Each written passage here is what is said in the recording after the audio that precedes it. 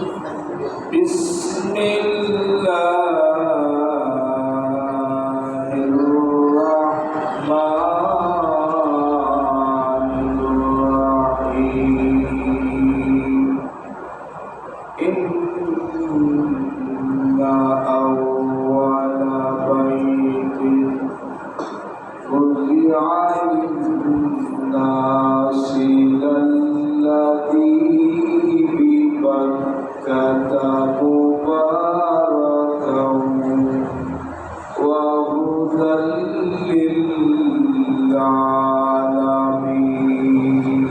للعالمين صدق الله مولانا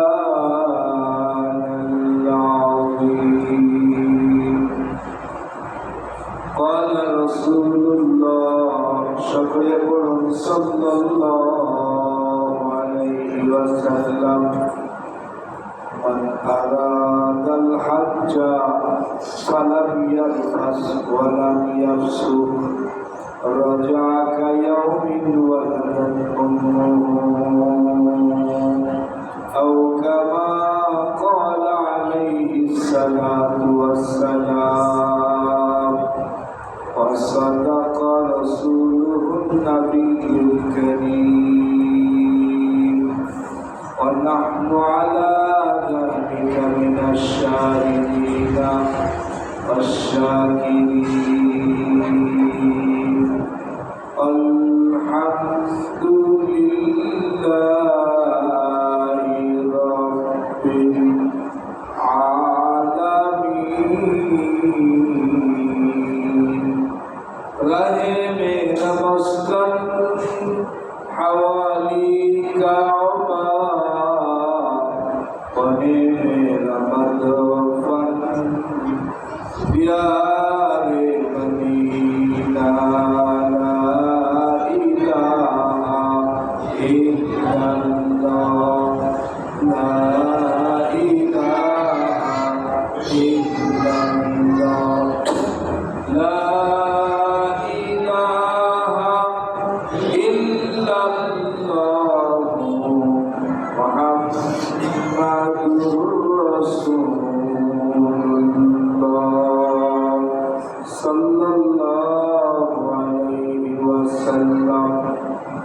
আল্লাহ তাবারক ওয়া তাআলার দরবারে লাখো কোটি নিয়ামতের শুকরগুজার হচ্ছি যে আল্লাহ তাবারক ওয়া তাআলা আমাদেরকে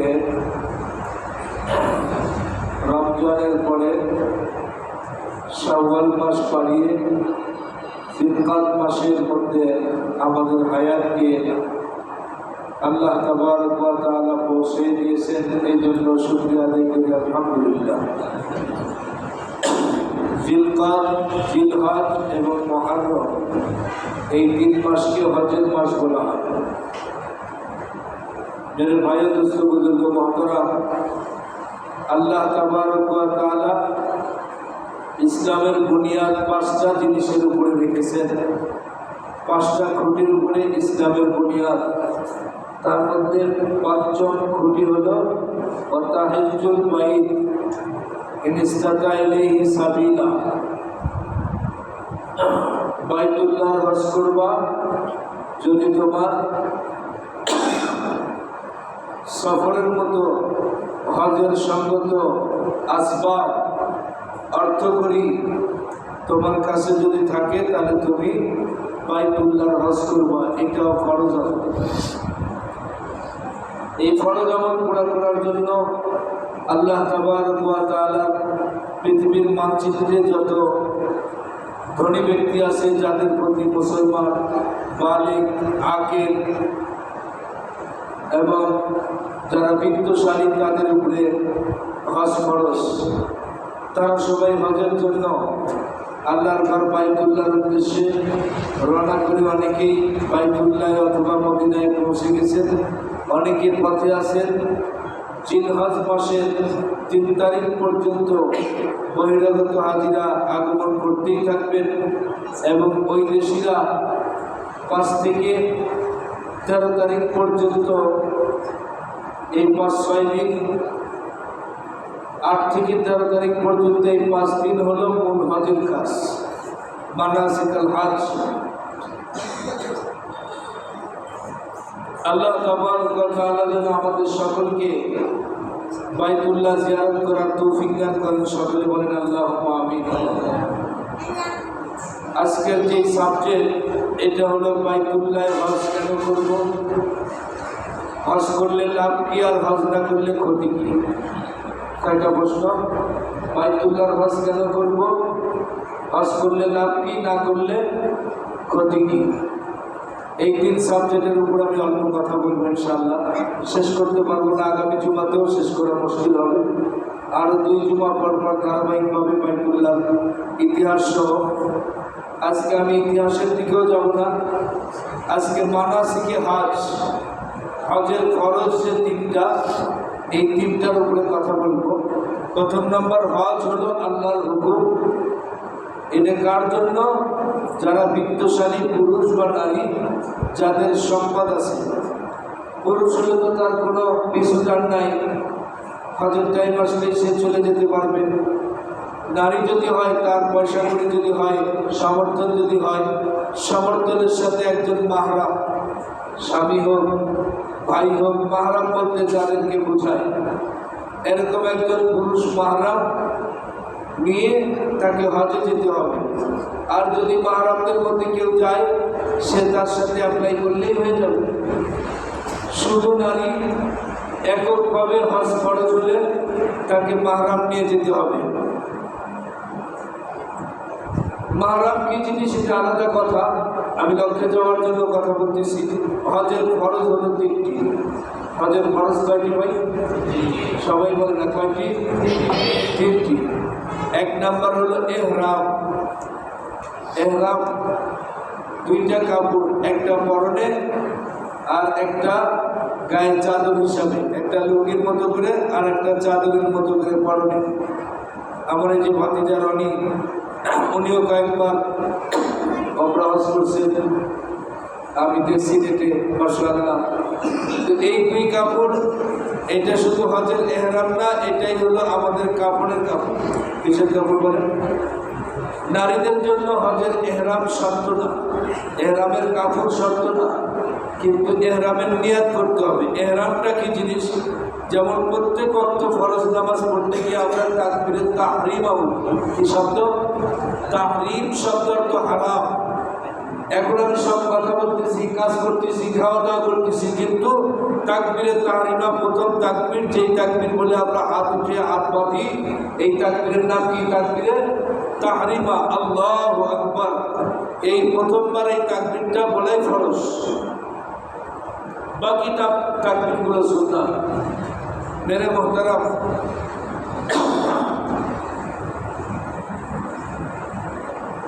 হজের এহরাম, এহরাম ও হারাম থেকে এহরাম।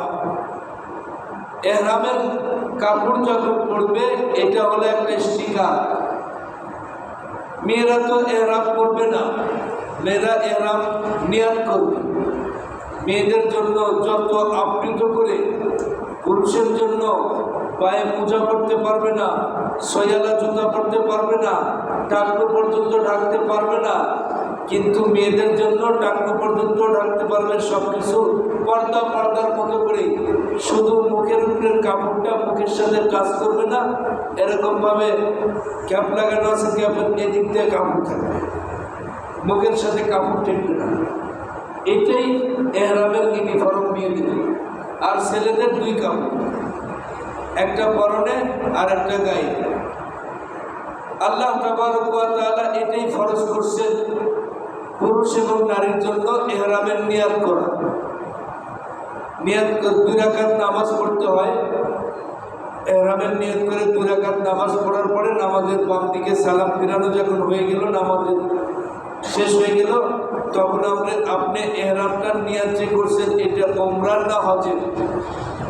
ওমরা হলো ছোট হজ, আর হজ হলো বড় হজ, যেটা জিলহজ মাসের 8 তারিখ, 9 তারিখ, 10, 11, 12, কোনো সময় আবহাওয়ার দৃষ্টিকোণ থেকে কম বেশি হয়ে গেলে আরও একদিন 13 তারিখও লাগে।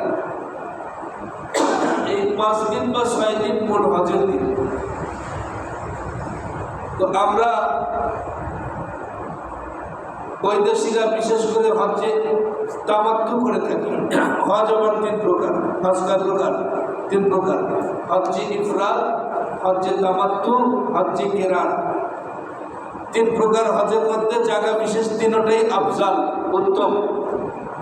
তবে সর্বোত্তম হজ হলো হজ্জে কিরান। কি হজ? আল্লাহ তাআলা বড় হজ আমাকে 3 বার করেছেন, 3 বারই আমি কিরান হজ করেছি। কিরান হজ কি? এটা হলো একদম এই যে বাংলাদেশ থেকে আগে যে বাইতুল্লাহ যাচ্ছি,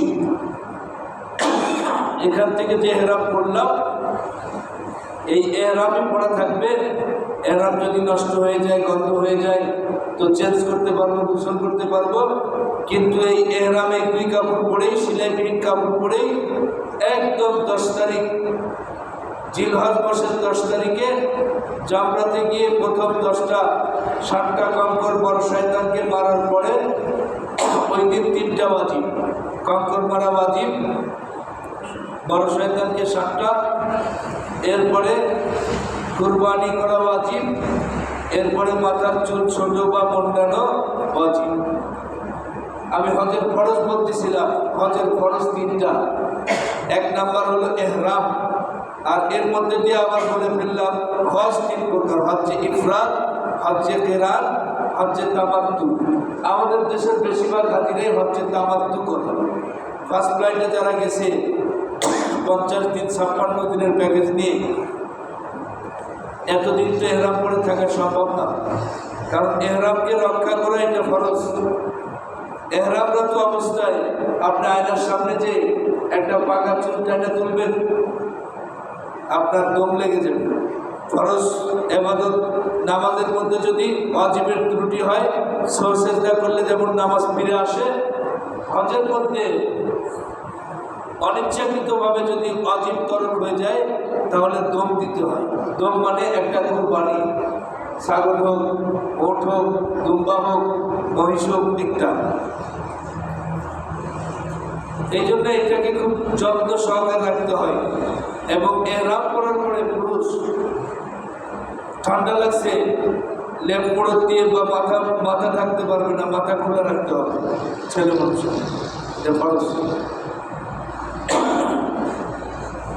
এহরাম এটা হজের ফরজ। দ্বিতীয় ফরজ হলো উকুফে আরাফা, 9 জিলহজ। এটার জন্য 8ই জিলহজ মিনার থেকে 8 জিলহজের রাত্রি থেকে মাগরিবের পর, এশার পর থেকে হাজি গাড়িতে টানা শুরু করে এবং 11টার আগে আগে বর্ডার বন্ধ হয়ে যায়। আরাফার বর্ডার যেটা আছে, তাহলে প্রথম ফরজটা হলো এহরাম, নিয়াত করা হজের। ছেলে মানুষ হলে এহরাম পড়ে 2 রাকাত নামাজ পড়ে তারপরে নিয়াত করা এবং তালবিয়া পড়া। নিয়াতটা কি? যদি হজের এহরাম হয় তাহলে আল্লাহুম্মা ইন্নী উরিদুল হজ্জা ফায়াসসিরহু লি ওয়া আকবিলহু মিন্নি। আল্লাহ, আমি হজের জন্য এহরাম করলাম, আমার জন্য সহজ করেন, কবুল করেন। আর যদি এহরামটা তামাত্তু হাজির হয়, যে এখান থেকে এহরাম করলাম, বাইতুল্লাহ যায়া ওমরা হজ করে তারপরে মাথার চুল ছোট বা নেড়ে করে আমি শেষ করে দিব, তারপরে আমি একদম অপেক্ষা করব বড় হজের জন্য। কারণ এহরামরত অবস্থায় না কোনো কাজ করতে পারবেন, খায়া পড়ে কোনো কিছুতেই শান্তি নেই। সবসময় নামাজের হালতে থাকলে যেমন মশামাছি লাগলেও তাড়াইতে পারবেন না, সেম এহরাম অবস্থায় আপনাকে এরকম সজাগ থাকতে হবে। এর মহতারাম, এরপরে আপনি গিয়ে জিলহজ মাসের 9 তারিখে দ্বিপ্রহরের আগে আগে, সূর্য করার আগে আগে আপনাকে অবস্থান নিতে হবে। 1 রাত আগের থেকে অবস্থান চলে, সর্বশেষ টাইম হলো বেলা করার আগেই আপনাকে হুদুদে আরাফার মধ্যে ঢুকতে হবে। এই আরাফার দিবসে 9 জিলহজে সূর্য গড়ে যাওয়ার আগের থেকে শুরু করে একদম এশার নামাজের টাইম পর্যন্ত এই সময় আরাফার ময়দানে অবস্থান করা, এটা হলো ফরজ। এটা কি বলেন? ফরজ। 1 নম্বর ফরজটাও সহজ ছিল। এহরামের নিয়ত করে বড় হজের জন্য আপনি 8 তারিখে 7 তারিখে এহরামের নিয়ত করলেন, তোয়াফ সাই করে তারপরে আপনি হজের উদ্দেশ্যে রওনা দিলেন, মিনায় গেলেন। মিনার থেকে 9 তারিখের রাত্রিতে আপনি আরাফায় যাবেন। আরাফা সারাদিন এশার নামাজের টাইম পর্যন্ত অবস্থান করে তারপরে মুজদালিফা হয়ে এরপরে জামরাত হয়ে তারপরে হজের কাজ শেষ করতে হয়। আসতেছি তো 2 নম্বর ফরজ হলো উকুফে আরাফা। আরাফার ময়দানে শুধু অবস্থান করা, এইটাই ফরজ। হাজি কিছু জানুক না জানুক, আমরা কিন্তু হাজিদের সমালোচনা করি। আল্লাহর পথের যাত্রী হাজি, গাজী, ওমরাকারী, এই 3 জন আল্লাহর পথের যাত্রী। আমরা হাজিকে নিয়ে কটঙ্গ করে কথা কোনো সময় বলবো না। মেরে মোহতারাম বলতেছিলাম, আরাফার ময়দানে 2 ওয়াক্ত নামাজ, জোহর এবং আসর, কয়েকটা নামাজ অবস্থান নিলাম। জোহরের আগ টাইম থেকে শুরু করে এশা পর্যন্ত, তাহলে জোহর, আসর, মাগরিব, এশা 4 ওয়াক্ত নামাজ আছে এখানে। কয়েকটা নামাজ? 4 ওয়াক্ত নামাজ। জোহর নামাজের টাইমে আসর নামাজ সহ করে নেওয়া, এটা বিধান ওখানকার জন্য। আর মাগরিবের নামাজ ওখানে কাজা করতে হয়। কাজা করার পরে এরপরে গিয়ে ওই নামাজ আবার মুজদালিফায় যখন অবস্থান করলেন, যত রাত্রি অবস্থান করেন, এশার টাইমে মুজদালিফায় অবস্থান, ওখানে গিয়ে 1 আজান 2 একামত। মাগরিবের আজান হলো, বাস ফরজ নামাজ একামত দিয়ে শুরু করলেন। এরপরে মাগরিবের ফরজ হয়ে যাওয়ার পরেই আবার একামত দিয়ে এশার নামাজ পড়ে নেবেন। এরপরে বেতের পড়বেন, অন্য আমল করবেন। মুজদালিফার আমলও রাত্রি যাপন করা ওখানে, এটাই ওয়াজিব। জোহর নামাজ, জোহরের টাইমে জোহর আসর একসাথে পড়বো কেন? সবাই আমাকে খেয়াল করেন, কেন পড়বো? টাইম তো জোহরের, পড়লে শুধু জোহর পড়বো। আসর কেন পড়বো? বলে আল্লাহর হুকুম তাই। বলেন, আল্লাহর হুকুম তাই। আল্লাহর হুকুম যেখানে আছে সেখানে লজিক আছে না নাই? লজিকটা কি? জোহরের টাইমে তুমি নামাজ পড়ে নিলাম আসর সহ, মাগরিব আবার জেনে শুনেই কাজা করতে হবে। তার মানে এই জোহরের নামাজ এবং আসরের নামাজ আওয়ালক্ত পড়ে নিলে এশা পর্যন্ত টাইম থাকে কত? 12টা 20 জোহরের টাইম হয়। 1টার মধ্যে আপনি, 2টার মধ্যে আপনি যদি জোহর আসর পড়ে নেন, 3, 4, 5, 6, 7, 8, 6 ঘন্টার সময় আপনি পাবেন। এই 6 ঘন্টার মধ্যে আপনার কি কাজ? শুধু তসবিহ তাহলিল, শুধু জিকির আজকার না। আরাফার ময়দানে অবস্থান করছেন, ফরজ আদায় হয়ে গেছে, কিন্তু আপনার কাজ কি? আপনার জিন্দেগির শুরু থেকে যতদূর আপনার মনে পড়ে তখন থেকে শুরু করে আজকের দিন পর্যন্ত, আজকের এই আরাফার দিন পর্যন্ত আপনি মুহাসাবা করবেন। আমার চলার পথে কোন জায়গায় ভুল আছে, কার জমির আল ঠেলছিলাম, কাকে 9 কথা বলছিলাম, কাকে মারছিলাম, কার নামে মিথ্যা মামলা করছিলাম, এইগুলা সব মনে করা আর সঙ্গে সঙ্গে আল্লাহর কাছে ক্ষমা চাওয়া। কিন্তু অন্যায় করে গেছি বান্দার হক যদি বান্দা মাফ না করে, আল্লাহ মাফ করবেন? করবেন না। কিন্তু মনে করে যদি আপনার মনে আসে ওই জায়গায় যে আমার থেকে অমুকে এই অঙ্কের টাকা পায় বা জমিন পায়, বনের সম্পদ যতটুকু দেওয়ার কথা ছিল আমি এতটুকু দেই নাই, ঠকাইছি, মাকে ঠকাইছি, ছোট ভাই বোনদেরকে ঠকাইছি, আপনার মনে পড়লে আপনি ওখানে তওবা করবেন মৌখিক, এবং মনে মনে দিলে দিলে নিয়াত করবেন, আল্লাহ আমি দেশে যদি তুমি ফিরাও তাহলে আমি আমার ওয়ারিসদের, আমার কাছ থেকে যারা পাওনা আছে, বাবার সম্পত্তি আমি জবরদখল করছিলাম, একটা উপমা দিয়ে বললাম, সেইটা আমি যাওয়া মাত্রই পরিশোধ করে দিব। কথা বলেন, তাহলে মাফ হবে কি হবে না? এই জন্য যত অপরাধ আছে সব অপরাধের কথা মনে করে ক্ষমা চেতে হবে। আল্লাহ তাআলা 2টা ফরজ বললাম।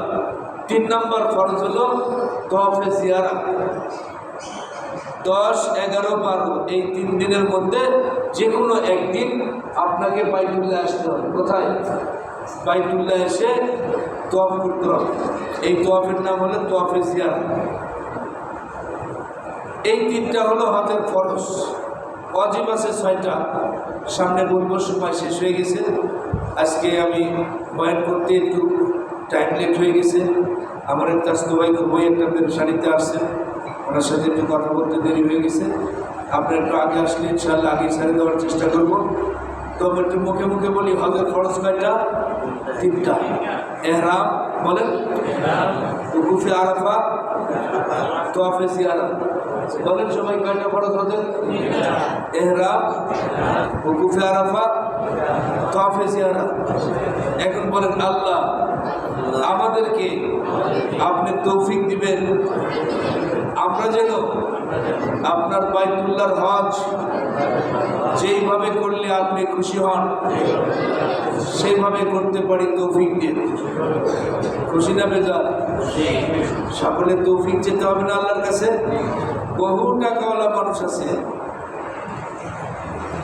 একজন বেচারি তার হাত থেকে কেচি পড়ে যায়, এখানে মাছির মাথার মতো 1 ফোঁটা রক্ত বের হয়েছে। সেফটি ধরে এই পা কাটতে কাটতে এই পর্যন্ত কাটছে 6 বারে 8 বারে। যেই টাকা খরচ করছে ওনার ওজন বরাবর কাঁচা টাকা খরচ করে ফেলছে। আমি যখন প্রথম বাইতুল্লাহ ফিরে আসলাম তখন রাজশাহীতে ছিলাম, 2006 একবারে হজ পেয়েছিলাম। একদম দাড়ি মুছ একটাও কালো সাদা নাই, সব কালো। 35 বছর তখন আমার বয়স। ওনার বড় ছেলে মেজো ছেলে বলছে, আব্বা সামনে বছর টাকা যা লাগবে, এই যে আড়ালের পুলিশ লাইনের মুফতি সাহেব হুজুর এবার হজ করে আসছে, সব লাইন কার্ড দেখে আসছে, আপনাকে হুজুরের সাথে পাঠিয়ে দিব, হুজুরের খরচা সহ আপনার খরচা সহ 10 টাকার জায়গায় 1000 দিব। হবে না কেন হুজুর? হবে না? হ্যাঁ হবে। উনি যতক্ষণ ওনার ছেলেরা কথা বলতেছে ওই যে মুখ এদিক ঘুরাইলেন, এই কথা শুনলেনই না। ওনার 2 ছেলে পরে আমাকে বলতেছে, হুজুর আব্বা যদি রাজি হয় আপনিও মাঝে মধ্যে আসেন, একটু মুশকিল করেন। আব্বা যদি রাজি হয়, তখন ছিল 1,35,000 টাকা হজ। আব্বা যদি রাজি হয় 10 লাখ টাকা আপনার হাতে দিব, বাস আব্বা নিয়ে ঘুরে নিয়ে যাবে। কিন্তু রাজি করাতে পারে না। টাকা হলে হজ করতে পারে মানুষ, কিন্তু এখন আপনি জেনে না জেনে নিয়ত করলেন, আর আল্লাহর কাছে যদি তৌফিক চান, আল্লাহ তৌফিক দিলে সম্ভব না সম্ভব। একটা ঘটনা বলে শেষ করে দিয়েছি, 1 মিনিটও লাগবে না। পাকিস্তানের এক ব্যক্তি আমেরিকার থেকে হজ করতে আসছে। আমাদের দেশে বিভিন্ন মানুষ বিভিন্ন দেশে গেছে না, টাকা পয়সা কামাই করতেই না চাকরি করতে। তো যেই লোকটা আমেরিকায় হজ থেকে হজ করতে আসছে, ওই লোকটা এসে দেখে যে তোয়াফ করতেছে আমাদের মহল্লার ওই লোকটা, যেই লোকটা ফেরি করে বাদাম বিক্রি করত।